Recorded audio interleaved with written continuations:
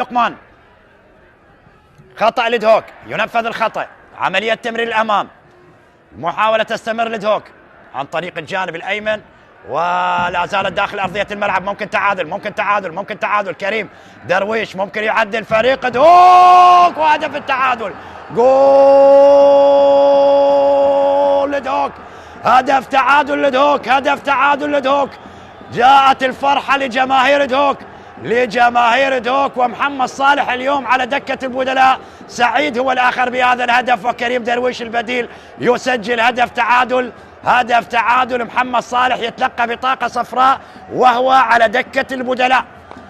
الحارس الأساسي لفريق دهوك الآن كريم درويش عمل الصعب وسجل لفريق نادي دهوك هدف تعادل في مرمى أربيل. 1-1 النتيجة الآن، 1-1 النتيجة الآن. يعدل فريق دهوك في مرمى أربيل كريم درويش، لكن عمل كبير من حسن عماد اللي انطلق بسرعة وهيأ كرة قريبة لمنطقة الجزاء. لاحظ هنا الإعادة، هذه تمريرة حسن عماد اللي هيأها بهذه الطريقة كريم درويش، وسدد بيسرى على يسار حارس المرمى علي حسين جولي ليسجل هدف تعادل لفريق دهوك. 1-1 النتيجة الآن. كريم درويش